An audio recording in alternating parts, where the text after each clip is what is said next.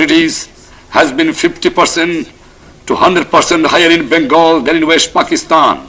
The average price of coarse rice in Bengal is rupees 40 to 50 per month as against 20 to 25 per month in West Pakistan.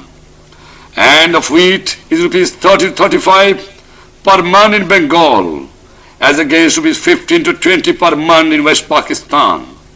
Mustard oil sells in Bengal at rupees 5 per share as against rupees 2 rupees 50 paisa per share in West Pakistan. The gold price is rupees 135 to 140 per tola in Karachi as against rupees 160 to 165 per tola at Dhaka. Even a customs barrier has been imposed against carrying gold from West Pakistan to Bengal. This injustice is the product of management the economy for 22 years by the central government. The central government is incapable of addressing such injustices. This is born out of the fourth five-year plan. The fourth plan allegation are a confession of the failure of the central government, however powerful it might be to redress past injustices. Awami League's 6-point program, which is embodied in the 11-point program, presents a rational solution to this problem of the regional injustice.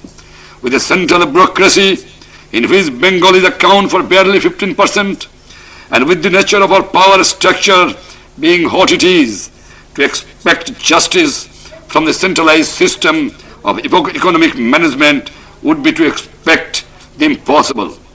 Attempts to secure larger allegation by political representatives of Bengal and other underdeveloped areas would only aggravate regional tensions and threaten the viability of federal government. The only feasible solution is the reordering of the constitutional structure by giving full regional autonomy to the federating units on the basis of our 6-point formula.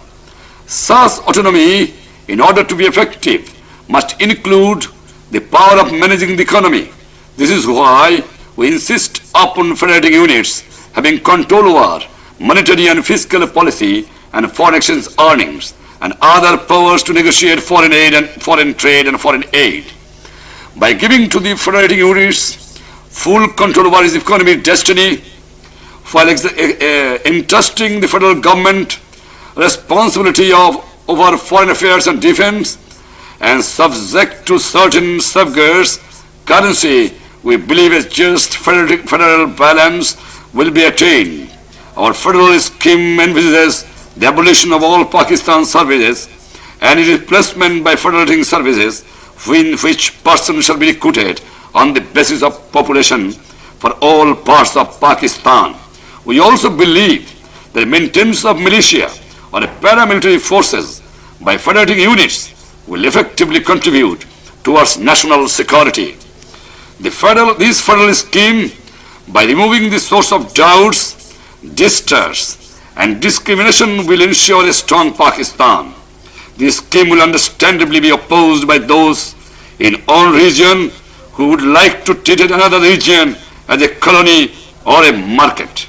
We believe, however, that this scheme will have the full support of the common man of Bengal and West Pakistan.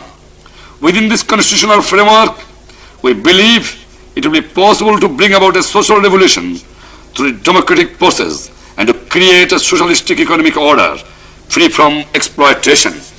Rapid economic growth is an imperative necessity in order to meet the needs of our growing population. To achieve it, enormous effort and sacrifices are required to our people.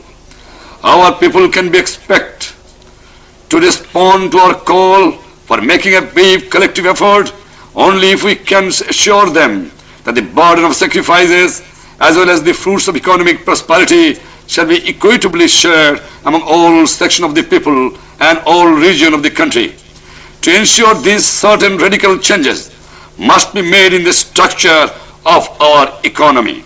We believe it is imperative to place key areas of the economy, including banking and insurance, under public ownership through nationalization.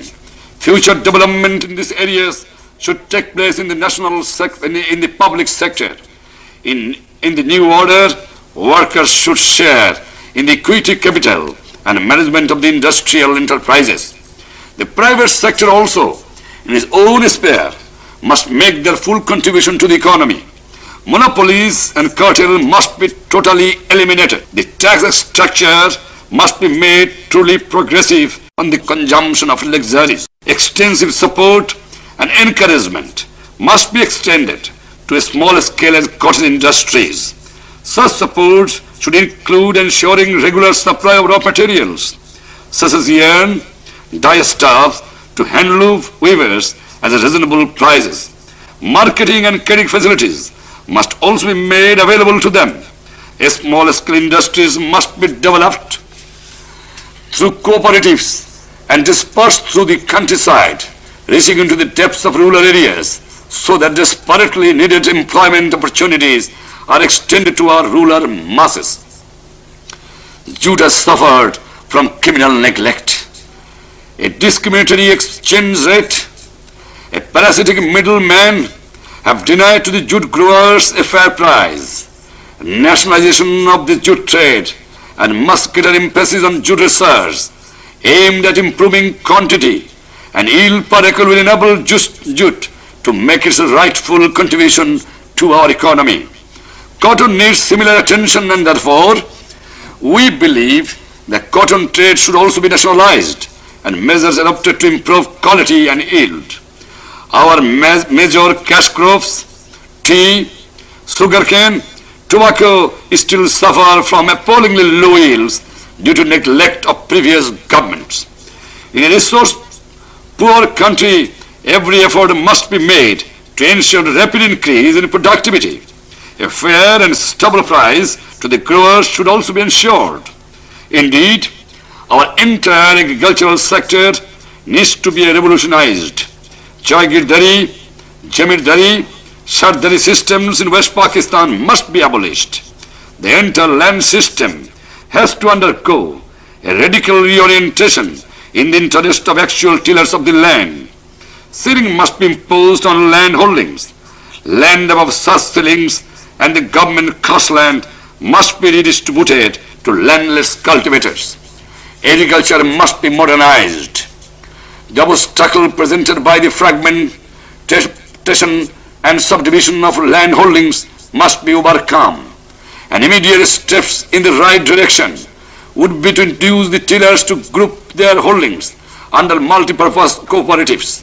Government could provide effective inducement for this purpose by funneling through such cooperatives vital inputs such as irrigation, embankment, drainage, deep tube wells, power pumps, fertilizers, improved seeds, agricultural implements and machinery, credit and instruction in modern agriculture techniques. As a measure of immediate relief to our peasants, we are groaning under the burden of land revenue. We should abolish land revenue in respect of holdings up to 25 bighas and right of all areas in respect of such holdings. Ultimately, we aim to abolish the present system of land revenue. These vital areas, which form part of infrastructure of economy, must be accorded the highest priority. The first is flood control. A comprehensive flood control program must be implemented on an emergency basis. Measures to prevent waterlogging and salinity in West Pakistan must also be implemented at an accelerated pace. The next vital area is that of power. There must be massive expansion in power generation and distribution.